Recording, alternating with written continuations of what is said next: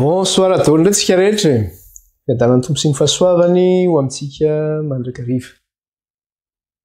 Iresaka indray zany tsika amin'ity hariva ity anoin'iny lesona iny zavatra andresantsika afara mikasika le hoe délai na le hoe andro zany na hoe fotoana. Hoe inona moa zany resaka hoe fotoana zany? Inona io resaka fotoana resahana ity zany hoe tsisy andro intsony na hoe tsisy fotoana intsony. Ary inona ny andro ray eo amin'Andriamanitra na hoe fotoana ray amin'Andriamanitra? Efa niresantsika tamin'ny maraina iny zany fa fitiantsika kely izy rehefa avy eo fa alohan'ny zavatra rehetra aloha dia manasa antsika indray araka hivavaka ary hivavaka antsika. Jehovah Andriamanitra ray io, Andriamanitra Abrahama ianao, Andriamanitra Isaka, Andriamanitra Jakoba. Mbola misaotra anao zay nomenao zao fotoana hariva izao indray ahafahanay miaraka mivavaka eto mametraka ny fotoana eo am-pilatananao. Tsy mba efa manao na inona na ino izay ray io raha tsy mametraka izany eo am-pilatananao. Satria tsy amin'ny fahendrenana ny fahalalana fa mifanahinao irery ihany. Ka aokany iray eo ny fanahinao masina no hirotsaka aminay amin'ny fahafenona, hanokatra ny fonay sy ny sainay mataranay ny sitraponao. Koa dia mampianaranay raha io ny teninao amin'ny alalan'ny fanahinao masina fa voninkaina izay vahoakanao. Eny Jesosy eo rakofy ny ranao izay tsy raray avy ireto ka arovy amin'ny loza sy amin'ny ratsy rehetra. Ary aokany anjelinao hitoby manodidina anay ka hiaro anay sy hitantana anay. Rakofy amin'ny ranao ihany koa Kristy ny fitaovana izay ampiasainay na amin'ny fandefasana izao fampianarana izao na ny tokantrano sy ny toerana izay nona izao fampianarana izao. Tsy hanan'ilay ratsy fahefanana dia kely aza rakofy amin'ny ranao ihany koa Jesosy ny tokantrano ny tsiraray avy ka arovy amin'ny loza sy amin'ny ratsy rehetra ny. Ary ninona zany tsy pikalefan'ilay ratsy Andriamanitra ho entina manakorotana na manahaka an'izao fampianarana izao tsy handeha. Dia ilay vonina ane izany noho ny amin'ny rahany zanak'ondry sy ny fofinain'i Kristy. Lasa ny afo mandevina Satana sy ny asany rehetra noho ny amin'ny rahany zanak'ondry sy ny fofinain'i Kristy.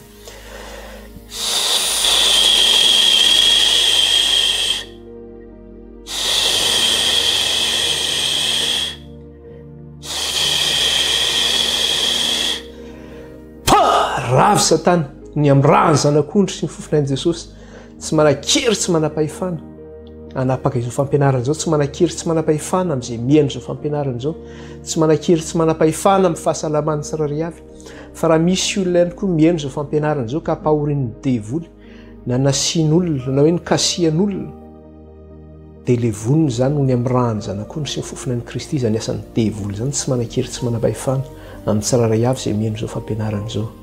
Ny anaran'i Jesosy.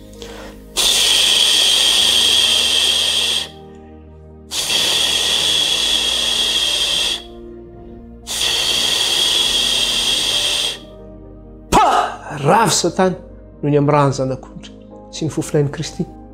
Tsy manan-kery, tsy manam-pahefana amin'izao fampianarana izao na dia kely aza.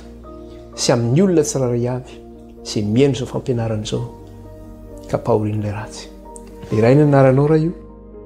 Ankalazay ny anaranao mena voninahitra ninao. Misy any koa Andriamanitra mitaray n'andro manalina aminao ny amin'ny tsy fahasalamana ny tokantrano any. Ao ny vai ratsy izay mahazo azy. Ao ny aretina maro samihafa na any amin'ny sofina io na any amin'ny tarehy io misy fivotosana na any amin'ny tratra io na any amin'ny kibo any io misy tsy salamana ny kibo amin'ny tombotsina ny kibo. Na mety kansera io na mety inona tompo mety aretina mahazo ny tsiraray avy ihany. Fantatrao ny fitarainan'izy ireo andro manalina. Ino ny fitarainan'ny Andriamanitra koa mangataka aminao zay. Izay aretina rehetra voatonona teo Jesosy na izay tsy voatonona aza kanefa efa noentina mbavaka tany tokantrano tany na nametrahana tanana. Dia aoka Jesosy eo ilay diakapoka taminao no anasitranonao zany aretina rehetra dia ho sitrany zany. Koa mandidiny aretina rehetra izay izay mahazo ny tsiraray avy izay mihaino izao fampianarana izao ka voatonona ny tokantrano zany na voatonoko teto izany na ametrahana tanana izany. Dia aoka Jesosy zany diakapoka taminao ny anasitranonao zany aretina izany dia ho sitrany zany. Ka noho ny amin'ny diakapoka taminao Jesosy dia misitrana ny vai, sitrana ny fery rehetra. Noho ny amin'ny diakapoka taminao Jesosy dia mitsahatra ny fanaitainana na any amin'ny kibo na any amin'ny tratra. Amin'ny anaranao Jesosy no sy ny diakapoka taminao ihany koa sitrana ny sepotra rehetra, sitrana izay maratra rehetra ihany koa noho ny amin'ny diakapoka taminao Jesosy sy tapaka rehetra any. Mamindrafo Jesosy io ka mety izy renao nasitrana ny aretina mandringana rehetra, ny cancer, dia aoka Jesosy nidikapoka taminao nitondra fanasitrananao amin'izany. Izay tsy voatononay kosa Jesosy io dia ianao ny hamindra fo ka hanasitrana ihany koa kanefa mihaino izao vavaka izao. Dia raina ny aranao raha ikalazay ny naranao any. Dia mitenena indray raha io aminay ianao amin'ity arivo fa voninkazo izay voakanao aminaran'i Jesosy. Halleluja. Amen. Inona no namaranantsika lesona tamin'iny tapany maraina iny dia niresaka zany tsika ny amin'ilay hoe ilay anjely izay nametraka ny tongony teny ny tongony akavanana teny amin'ny ranomasina ary ny tongony akaviany teny amin'ny tany ary ny anina izy teo amin'ilay velona mandrakizay manao hoe tsisy fotoana intsony izy na hoe tsisy andro intsony. Dia hoe inona moa zany io andro? Inona io andro io zany? Dia ny zavatra andresantsika teto dia izao mihitsy ilay izy hoe miresaka zany io andro io aloha voalohany indrindra amin'ilay resaka hoe trompetra fahafito. Satria io le zavatra noresantsika tamin'ny tapany maraina iny manao hoe rehefa ho tsofina ny trompetra fahafito dia inona zavatra mitranga? Horavana zao zavatra rehetra hitantsika zao. Satria ny tenany zavatra rehetra dia notazomin'Andriamanitra amin'ny afo andevonana anazy zany. Zany hoe misy fitsarana zany ho an'ity tany ity. Dia amin'izay fitsoana ny trompetra fahafito izay nefa dia ny zavatra anankiray koa dia zao misy fanantenana ho an'ny vahoakan'Andriamanitra. Satria mampanantena Andriamanitra tany vaovao sy lanitra vaovao. Mampanantena lanitra vaovao sy tany vaovao Andriamanitra. Ka eo zany ilay miteny hoe tsisy andro intsony, tsisy fotoana intsony. Dia manambara fa efa ho tsofina zany ity trompetra fahafito ity. Kanefa alohan'ny tsofina ilay trompetra fahafito dia zao hoe tsy maintsy fantatra zany aloha hoe inona ty boky kely ity izay eo an-tanan'ilay anjely ary manaraka an'izay ihany koa tsy maintsy fantatsika ihany koa ny zavatra voalaza eo amin'ilay toko faraky amby folo miresaka ihany koa izy ny amin'ilay hoe fandrefesana ny taimpolo hoe isao izay mivavaka ao aminy. Mila fantarina zany mila refesana voakan'Andriamanitra hoe iza zany no tena mivavaka amin'Andriamanitra. Dia misy fandrefesana ny taimpolo izay. Ka raha miverintsika amin'ilay hoe fotoana dia inona moa ny fotoana zany izay resantsika ny fotoana zany dia hoe andro izy io zany. Zay zany le resaka hoe fotoana zany. Andro zany le hoe fotoana. Dia zany fotoana ray zany na hoe andro ray zany dia 24 heures zany 420 ora. Dia nijerentsika nefa n'io satria ny zavatra hitantsika dia zao hoe ny andro ray amin'ny olombelona ny andro ray amin'Andriamanitra dia tsy mitovy amin'ray andro amin'ny olombelona. Fa ny zavatra hitantsika dia zao hoe ny ray andro amin'Andriamanitra dia arivo taona amin'ny olombelona. Ka inona nijerentsika tany amin'ny famoronana iny mikasika ny Adama sy Eva zany dia inona ny zavatra hitantsika teo amin'ny Adama sy Eva? Rehefa nitenin'Andriamanitra izy aza mihinana ilay voankazo voarary ianareo. Fa raha mihinanareo ianao dia ho fatoko ianareo izy amin'ny andro izay nananareo izany. Ny zavatra nisy nefa dia ity. Maty ve Adama sy Eva tamin'ny andro izay ninanana an'iny voankazo voarary iny? Dia raha amin'ny andro amin'ny maha-olombelona izy dia tsy maty izy. Fa raha andro amin'Andriamanitra izy dia maty tokoa izy tamin'iny andro iny satria ny indray andro amin'Andriamanitra dia arivo taona amin'ny olombelona. Ka tamin'ny fotoana zany izay ninanany Adama sy Eva an'iny voankazo voarary iny dia zao maty tamin'iny andro iny tokoa izy satria ny taona ny anan'i Adama dia zao fantatsika tsara fa tsy nahatratra arivo taona ny andro ny ainany fa 370 taona ny andro ny ainany Adama. Dia tena maty tamin'ny andro izay ninanany an'ilay voankazo voarara i Adama sy Eva izany. Ary fantatsika fa iza moa ny ela velona indrindra tao anatin'ny soratra masina zany fa Metusela zany izay nahatratra 770 taona izany. Dia nitaranaka Adama rehetra zany dia nanino? Tsisy velona nihoatra ny arivo taona zany mihitsy fa latsaka ny arivo taona daholo ny maty zany. Dia nitaranak'olombelona zany dia rehefa nandroso ary ny fotoana zany nandritra ny arivo taona izay nifandimby dia hita taratra fa ny taona ny enany zanak'olombelona ary zany dia vao mainka ny enany hatrany satria amin'izao andro enantsika izao zany dia hoe any amin'ny mpanao salamana izy dia miteny manao hoe 70 taona na 80 taona raha ela indrindra hozy izy. Azo atao hoe moyenne d'âge zany. hoe amin'ny fotoana hoe aveloman'ny olona mety aty ampita-ranomasina misy olona velona 70 taona misy olona velona 100 taona fa vitsy ny velona amin'izany taona zany fa eo zany moyenne d'âge zany eo amin'ny 70 taona 80 taona eo zany ary tsika malagasy ary moa zany vokatry ny tsy fananana fahefana amin'ny resaka hoe fitsaboana eo amin'ny resaka hoe tsy fampisakafo ihany koa noho ny amafin'ny fiainana dia ny ankamaroantsika malagasy tsy mahatratra 80 taona nge dia maty betsaka koa vokatra amin'izay zavatra zay zany ka inona zany lay izy hoe ny taranaka adama zany dia zao tsisy olona velona ny oatra ny 10 taona zany fa latsaka ny 10 taona daholo zany ary hitantsika moa zany fa tena maty tokoa zany adama tamin'ny fotoana zay nanana ny voankazo voalaro io satria ny taona ny ainany dia 700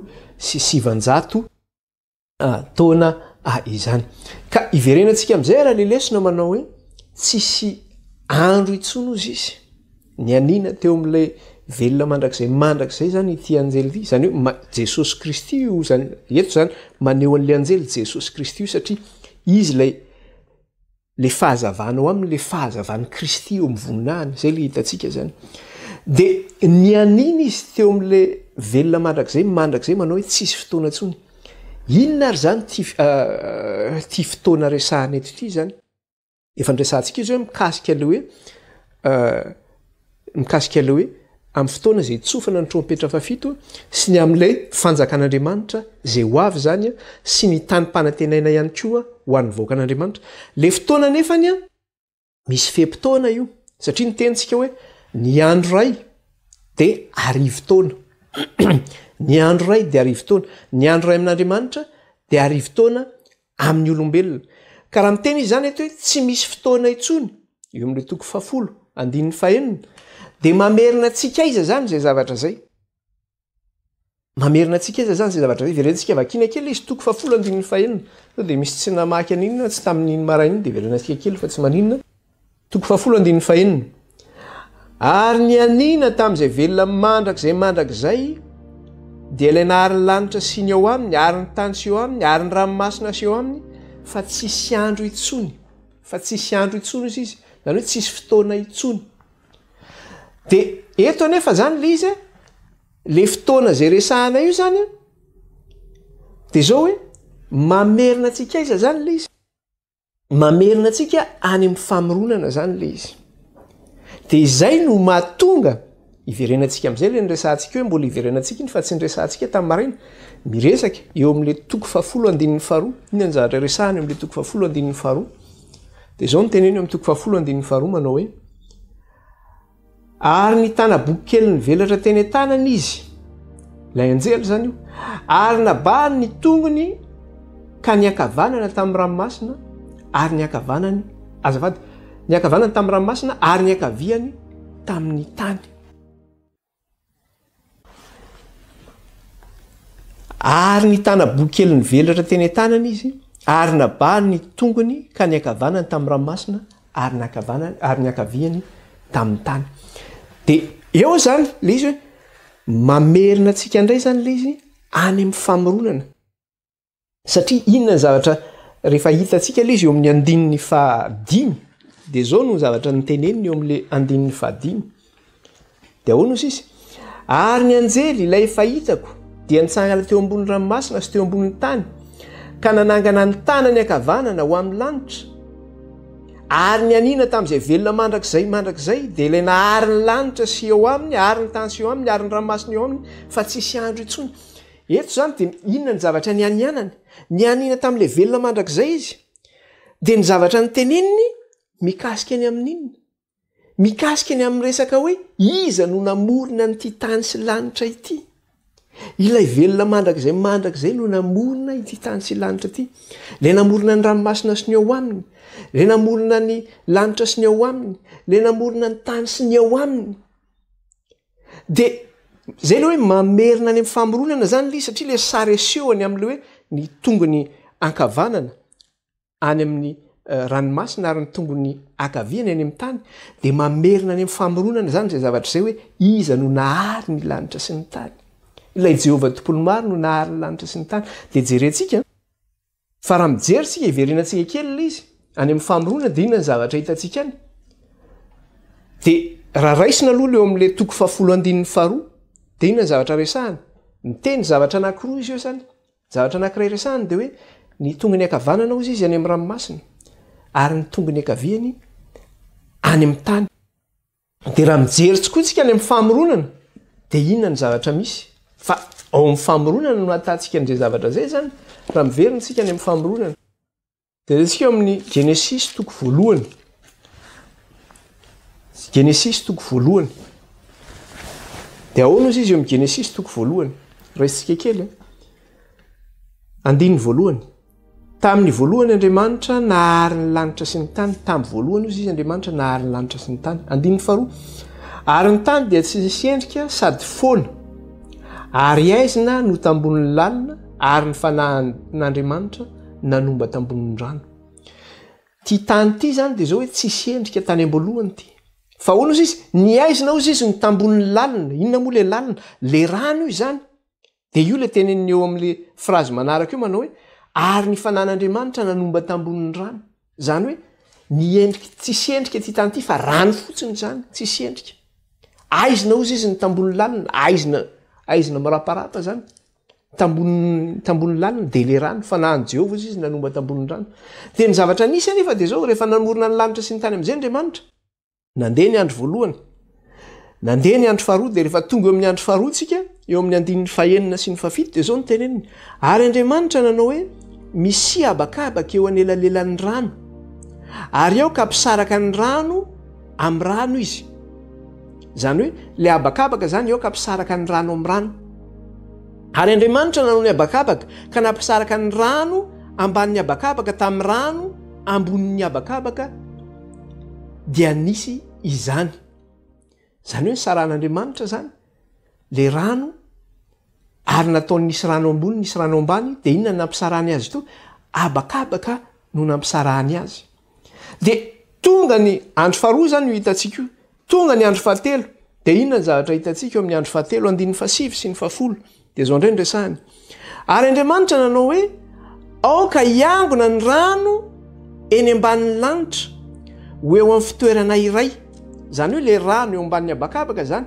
aoka iangony ny rano io ho amin'ny toerana iray ary aoka iseho ny maina dia nisy izany ary Andriamanitra nanao ny maina hoe tany ary ny rano tafangana nataony hoe ranomasina ary hitan'Andriamanitra fa tsara izany Andriamanitra ozy izy nanao ny tany hoe maina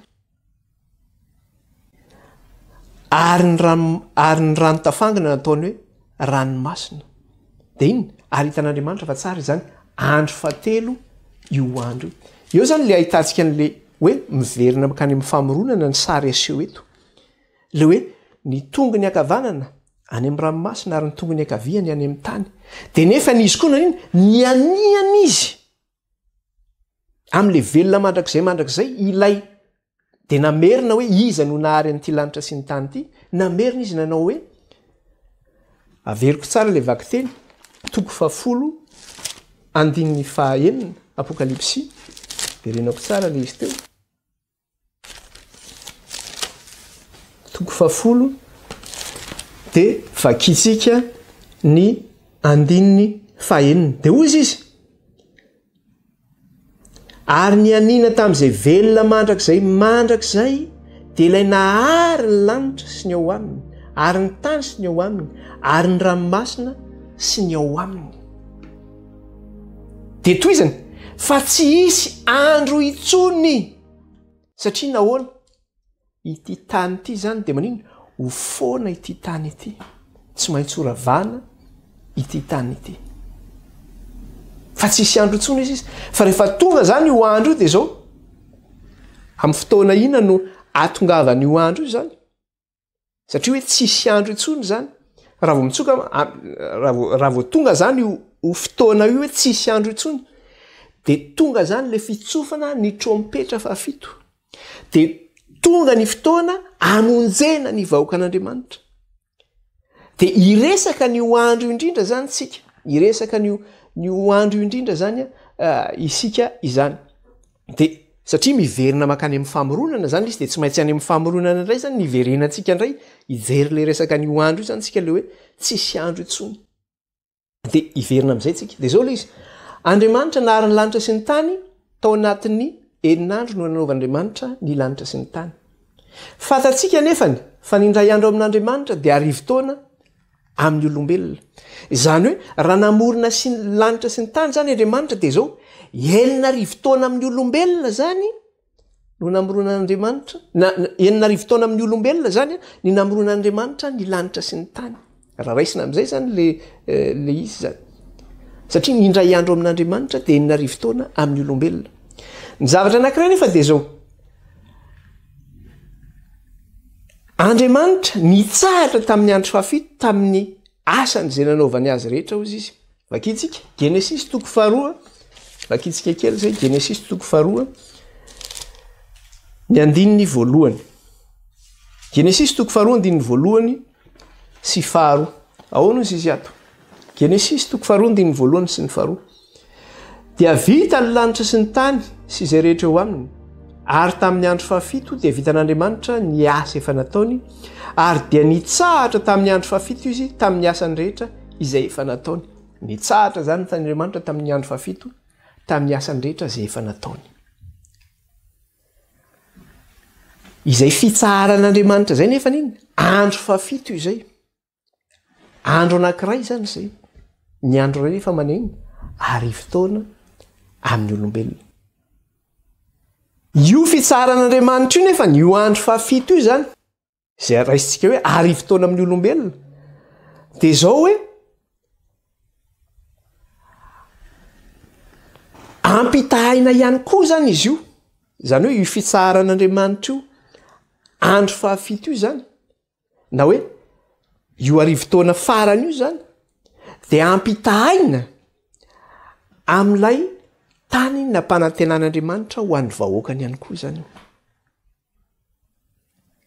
ilay fitsaharan'Andriamanitra zany de ampitahina am'le tany nampanantenain'Andriamanitra ny vahoakany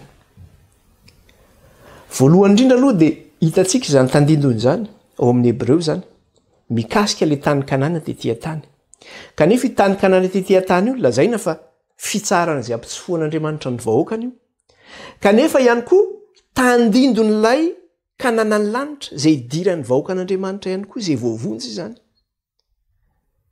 de io kananany lanitra io nefa zay idiran'ny vahoakan'Andriamanitra voavonjy de io nefany ampitahina am'le fitsaharan'Andriamanitra am'le andro fahafito de zao ny teneny atao amin'ny Hebreo irentsika ty amin'ny Hebreo tsika andetsika ty amin'ny Hebreo somary sarotra le lesona fa rahantsika tsara de azotsika le izy rehefa rahantsika tsara sy misy koa tsika mandray noty de afaka mamerina le lesontsika ary ny fampianarana moa zany fantatsika fa amin'ny réseaux sociaux de afaka iverenantsika tsara le izy mba azotsika lay fanazavana izany de jerentsika raha ty amin'ny Hebreo toko fahatelo de vakitsika ny andininy fahafito ka hatramin'ny fahasivy ambin'ny folo andininy fahafito ka hatramin'ny fahasivy ambin'ny folo de miresaka zany izy mikasika an'le hoe fitsaharan'Andriamanitra io miresaka ny fitsaharan'Andriamanitra io zay idiran'ny vahoakan'Andriamanitra izany satria raha Andriamanitra nitsahatra tamin'ny asany rehetra tamin'ny andro fahafito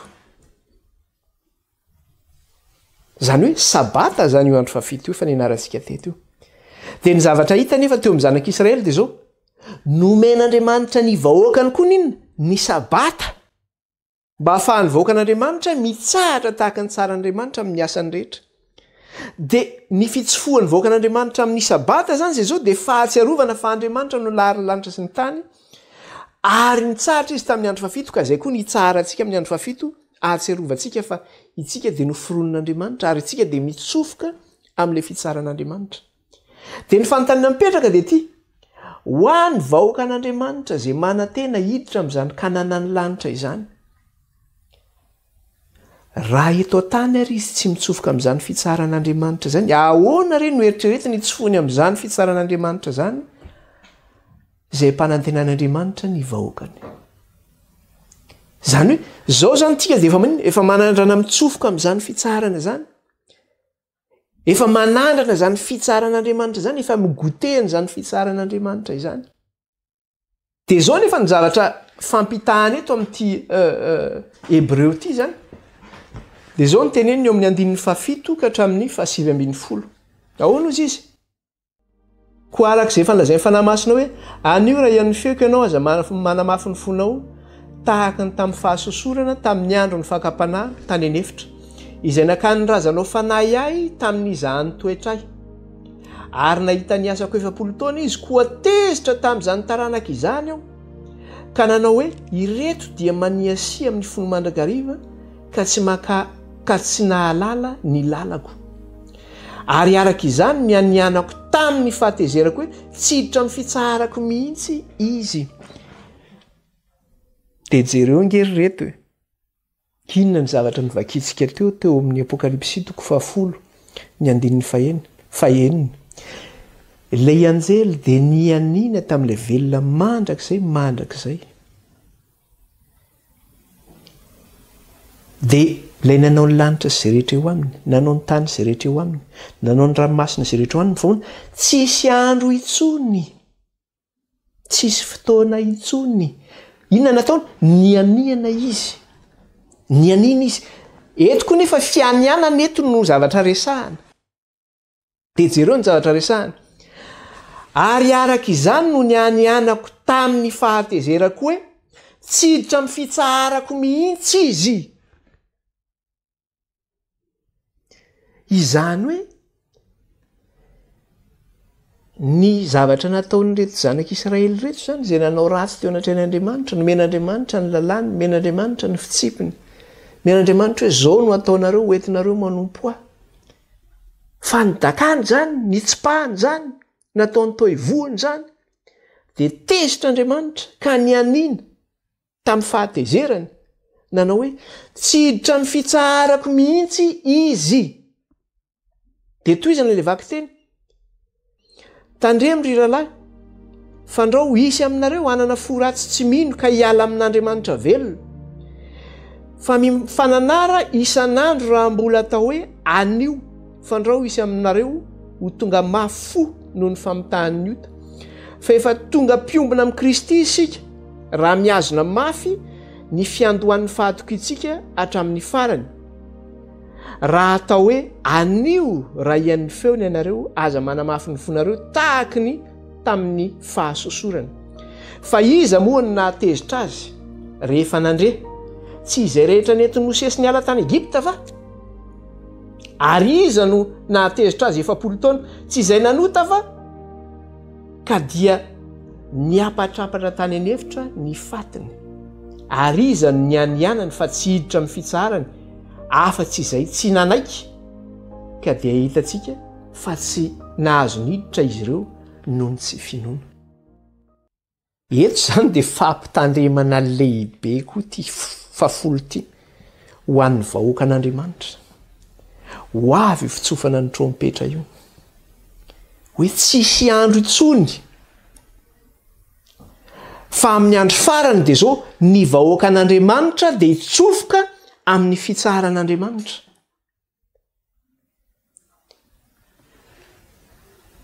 Ny andro izay omen'Andriamanitra farany zany dia zao rezerveny ho an'ny vahoaka ny andro farany. Fa ho an'izay tsy vonina hiditra amin'io andro izay omen'Andriamanitra ny vahoakany io, dia ho ripaka izy, ho maty izy, tahaka ny reto zanaky ny fahasosorana tany anefitra reto izay niapatrapatra, satria tsy nino izy. Satria nanota izy eo amin'ny 9:20 dahoana izy, fa iza moa no nahatezitra azy ozy izy? Rehefa nandre, tsy izay nentiny Mosesy niala avy tany Egipta fa maro koa nge ny vahoaka ny kristianina nandre, nalaly. Fa manamafy ny fony izy, manamafy ny atiny izy, nitsofina ny trompetra teto. Nambarana teto ny tombo-kase an'Andriamanitra. Inona ny tombo-kase an'Andriamanitra? Mbola misy manamafy fo ihany. Anio raha mihain'ny feko anareo aza manamafy ny fonareo. Ary iza moa no nahatezitra azy 7 taona? Tsy izay nanota va? Dia efa mampitandrina koa ilay tenin'Andriamanitra zany eto. Mianina Jesosy Kristy eto. Hoe tsisy andro intsony zalahy. Izao ny andro farany zao. Zao ny andro fibebahana zao. Anio raha mihain'ny feko ianareo aza manamafy ny fonareo.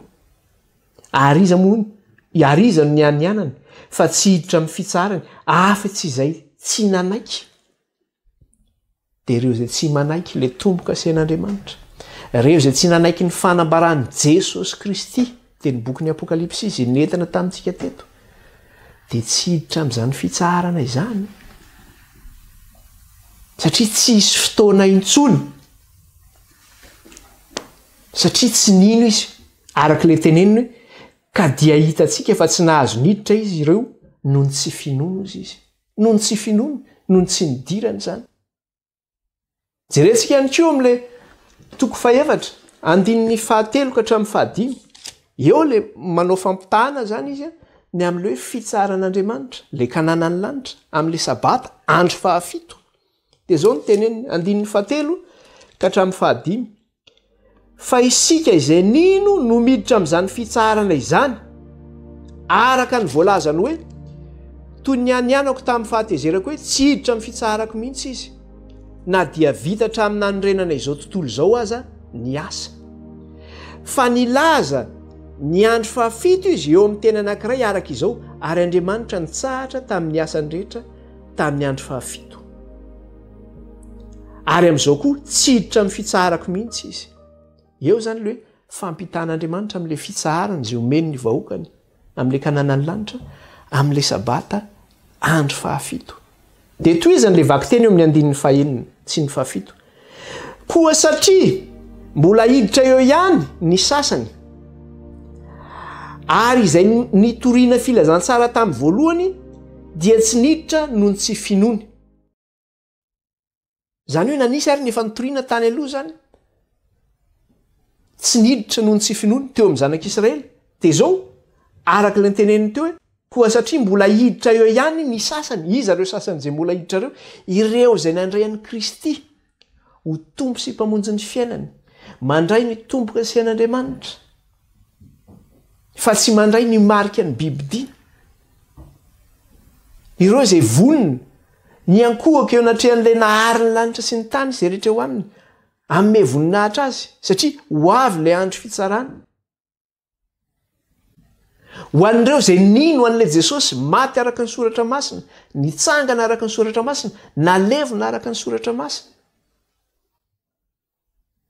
ireo zany no manino ireo no hiditra amin'ilay fitsaharana ireo zany dia toy izany eo amin'ny andininy fahafito verenako vakina le andininy fahenina dia tonga dia toizako eo amin'ny andininy fahafito koa satria mbola hiditra eo ihany ny sasany ary izay nitoriana filazantsara tamin'ny voalohany dia tsy niditra noho ny tsy finoana dia mametra andro anankiray indray izy na dia efa toy izany aza milaza amin'ny Davida hoe anio araka ny voalazako teo eo anio raha miain'ny feoko ianareo aza manamafy ny fonareo dia ahoana izy eo amin'ny andininy fahafito dia mametra andro anankiray indray izy izy amin'ny teny frantsay ny teny dia hoe Dieu fixe de nouveau un jour inona nefa io andro resahantsika io inge le fotoana resahantsika io le fotoana io raha ho an'izao tontolo izao zany dia zao tsisy fotoana intsony ho an'izao tontolo izao tapitra ny fotoanan'izao tontolo izao fa ho an'ny vahoakan'Andriamanitra dia misy io fotoana io mbola misy io fotoana io mbola misy io andro io hipisahan'ny fahazavana ho an'ny vahoakan'Andriamanitra izay tsy misy fahoriana intsony tsy misy fotoamaniana intsony tsy misy fahafatesana intsony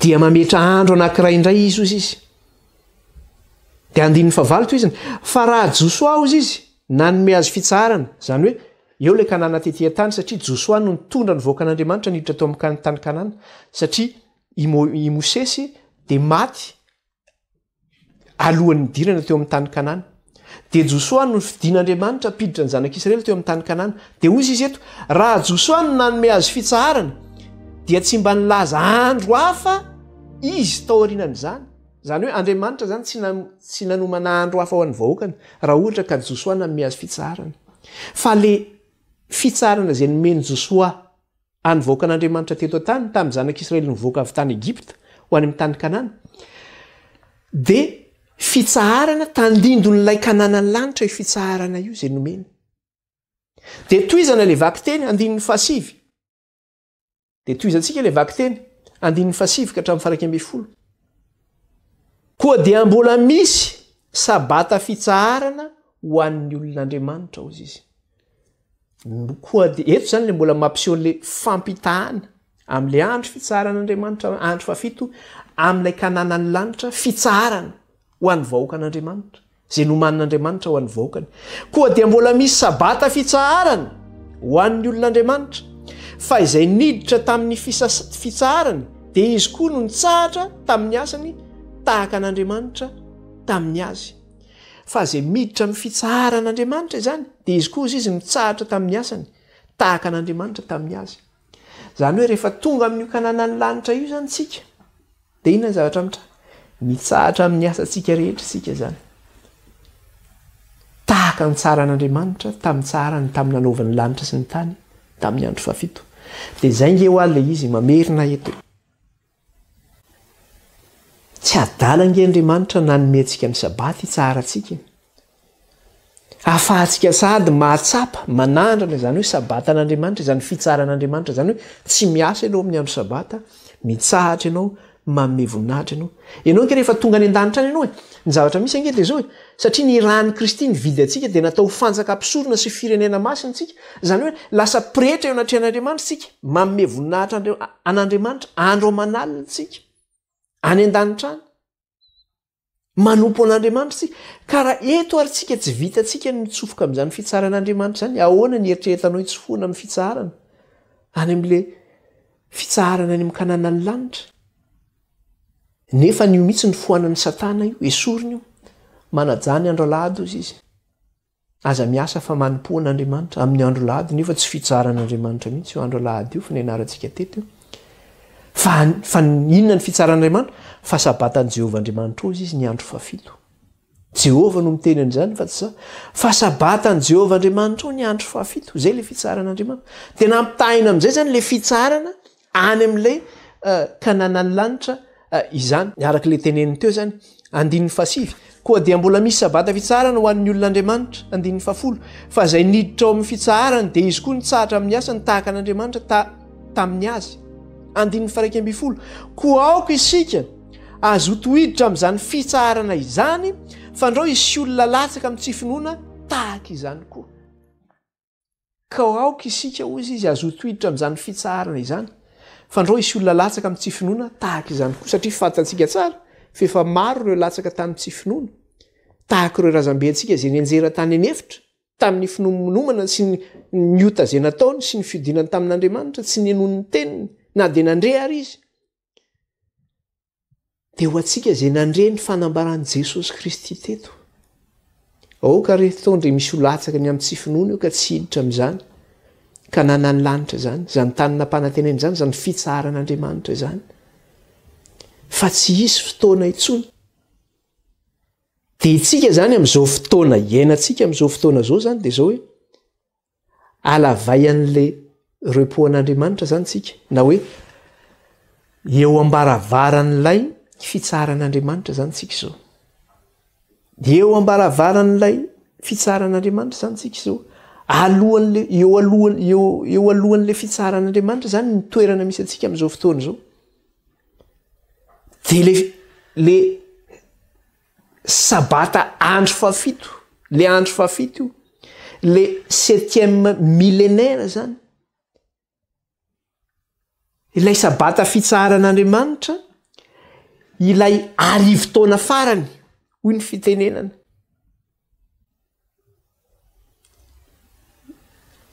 Eo alohan'izay zavatra zay zany misy antsika amin'izao fotoana zao. Eo apototra izay zavatra zay. Eo alohan'ilay andro fafito tsika, le fitsaran'Andriamanitra.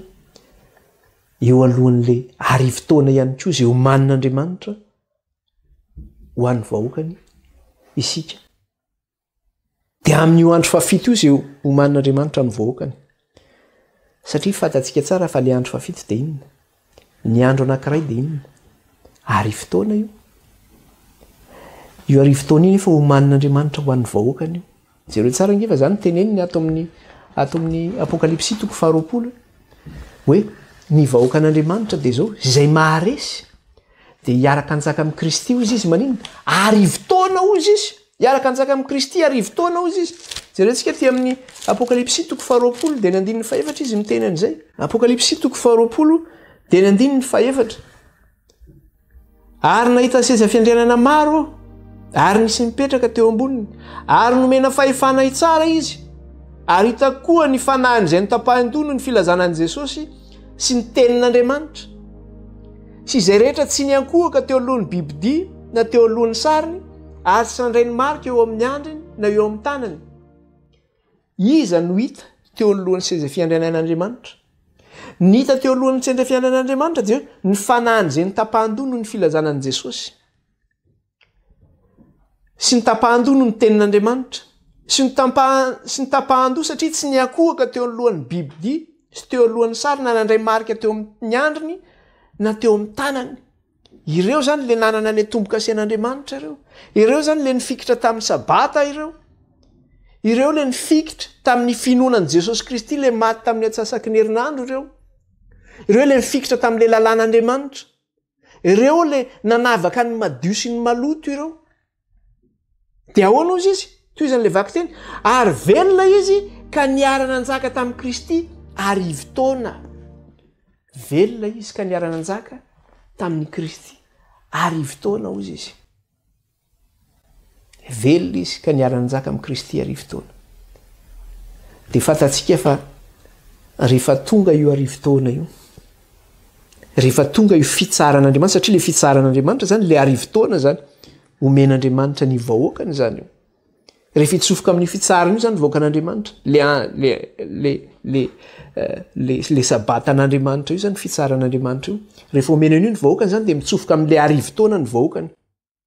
Amin'ny fitsofoana amin'io arivo taona io nefa ny amin'inona no fitsofoana amin'io? Dia io le lazaina le nresahantsika le hoe verenantsika vakina kely eo amin'le toko 10 izy no miteny an'io. Eo amin'le toko 10. Dia izao no teneniny eo amin'le toko 10 ny 17. Dia ahoana izy eo amin'le toko 10 17? Manao hoe fa amin'ny andro itsofan'ny anjely 17 rehefa mitsoka izy dia ho tanteraka ny zava-miafina izay an'Andriamanitra araka ny teny somafaly nambarany tamin'ny mpaminany mpanompony. Zany hoe amin'ny andro izay itsofan'ny anjely 17 zany ny trompetra 17 dia izao ho tanteraka ny zava-miafin'Andriamanitra. Inona io zava-miafina io? Ny amin'ilay fanjakan'Andriamanitra io, ny amin'ilay arivo taona io izay nirezervena ho an'ny vahoakan'Andriamanitra no manina ho an'ny vahoakan'Andriamanitra. Dia amin'ny fanenonan'io trompetra 17 io dia jereo tsara. Eo zany ilay andraisan'ny vahoakan'Andriamanitra ilay fitsarana zany io. Dia aty amin'ny Matthieu 4:20 izy jerentsika.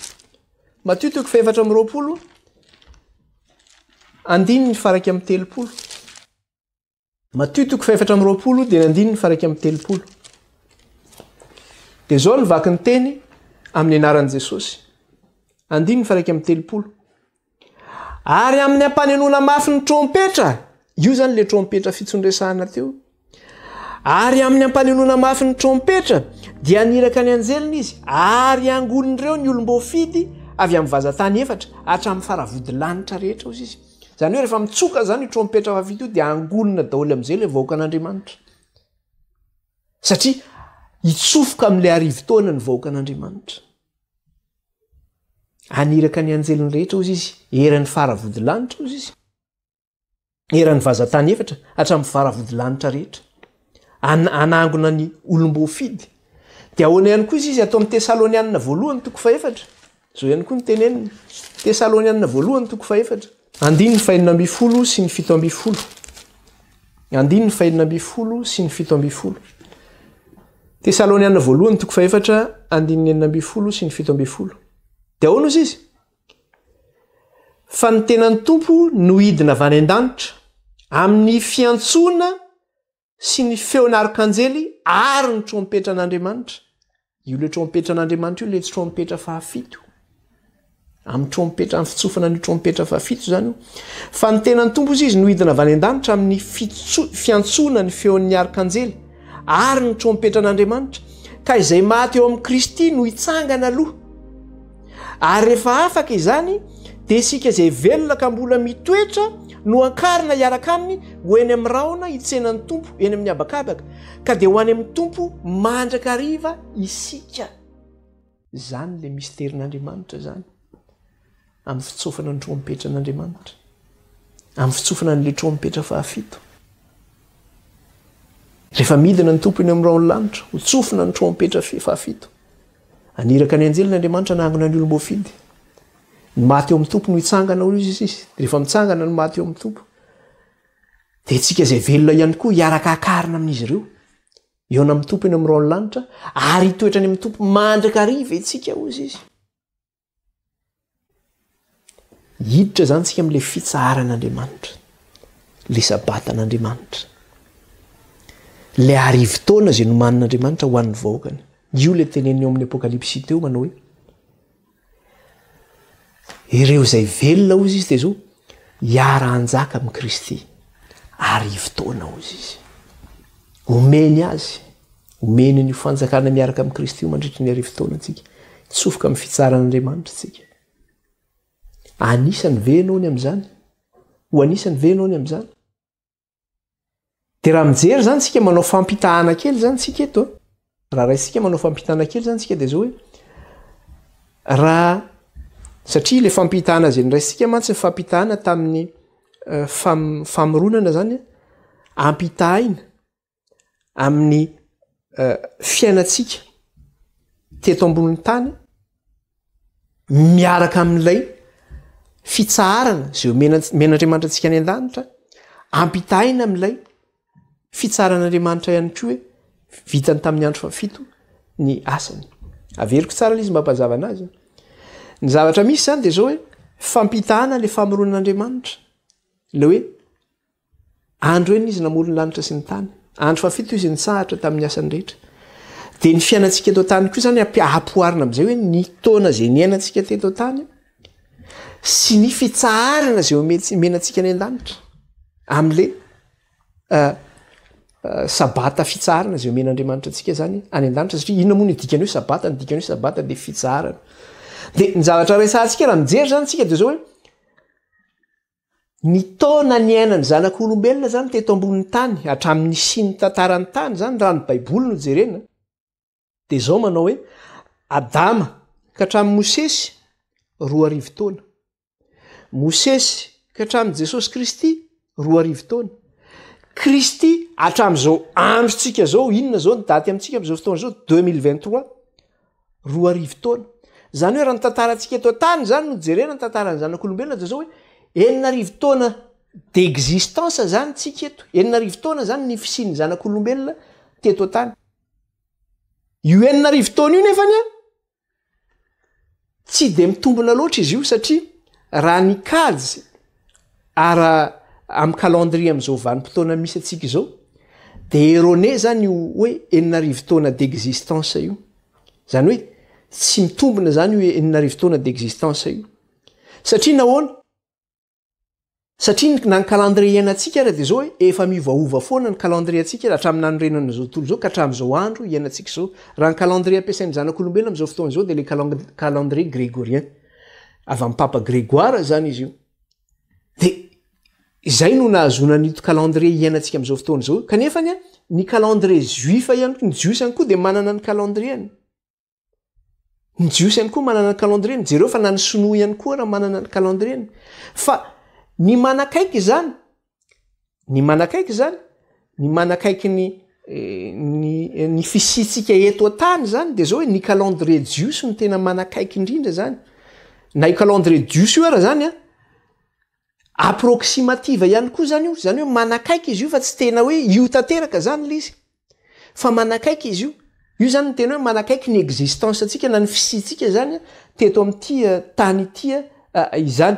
Dia raha mijery tsika ny calendrier juif, calendrier jiosy zany dia zao hoe amin'izao fotoana iainantsika zao ty taona 2023 ty zany dia amin'ny calendrier jiosy tsika, satria ny calendrier jiosy zany manaraka ny tantaran'ny tany dia zao on est en 5783 taona 5783 zany tsika amin'izao fotoana zao. On est en l'an azafady on est en l'an 5783 na hoe taona 3 sy 5 taona zany tsika zany misy atsika am'izao fotoana zao 3 sy 5 taona zany zay zany ny taona misy atsika am'izao fotoana zao zany raha ny calendrier jiosy ny jerena zany hoe io zany no manakaikaiky ny tena hoe ny fisitsika teto ambonin'ny tany ny dikan'zany de zao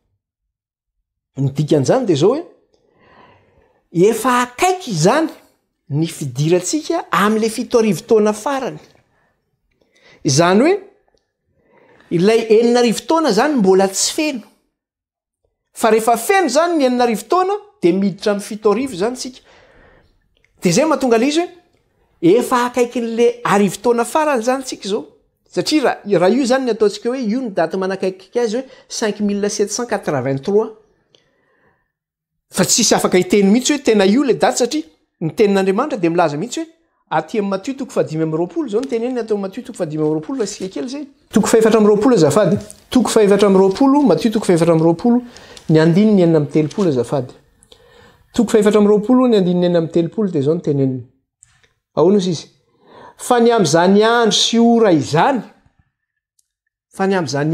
izany ny am'ilay fidirantsika amy fitsarana io zany ny am'lay fiavian'i Kristy fandroana io zany fa ny am'zany andro sy ora izany ilay andro miresaka le andro mantsio miresaka le ora mantsio miresaka le millénaire zay omen'Andriamanitsika hoe hitsofoka am'le 10 taona antsika zany am'le fitsaran'Andriamanitra de ozy izy fa am'zany andro sy ora izany dia tsy misy malala na ny anjelin'ny lanitra aza ary na ny zanaka aza afa-tsy ny ray ihany ka io zany tsy afaka mitenytsika hoe am'izao daty io ka no akajikajitsika hoe amy taona 5783 tsika zao de mety eritreritsika hoe afaka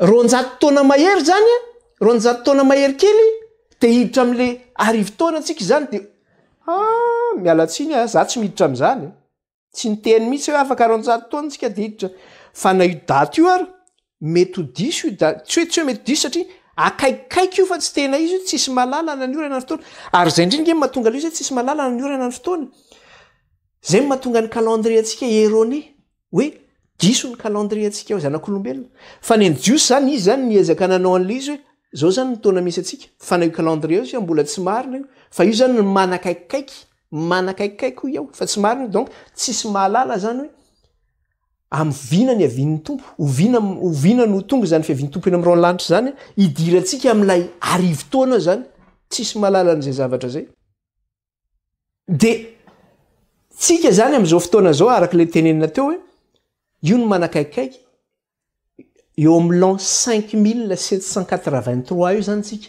approximativement hoe eo zany de zany midika fa hoe efa akaiky ny idiratsika am'lay fitsaran'Andriamanitra efa akaiky le idiratsika am'lay fitsaran'Andriamanitra ilay taona fa 7 zany ilay taona fa 7 de zay moantsy mahatonga la mitena le izy teo manao hoe tsika mbola tsy mahafeno 9 taona zao satria arak'le tenena teo ao amy taona 5783 no misy atsika raha mitentsika ohatrany hoe zaza anankiray voateraka tsy afaka iteneniny zaza mihitsy tsika efa heritaona le zaza raha tsy tonga ny heritaona tsy ngeritaona nahaterahana de zay tsika vaovaka amiteny hoe heritaona le zaza de rehefa feno 6000 zany io de eo zany tsika vao miditra am'lay dernier millénaire zany tsika amin'ny fotoana io zany na hoe le 10 taona farany zany tsy haiko azotsika ve zany zavatra zany zay mikasika an'iny fa tapitra ny fotoanantsika soratsika ny tompo ny zavatra rehetra fa toizantsika manaraka ny lesona izany ivavaka tsika re Jehovah-Andriamanitra raha io mankalaza anao zay mideranao ary manome voninahitra anao mana masinanay ireny amin'ny teninao ny fahamarinana somary sarotra ny lesona kanefa Andriamanitra oka ny fanahinao anazava ny sainay de dia ray nynaranao raha io ny anaran'i Jesosy nandratana izany vavaka izany hitao anatrehanao. Amen.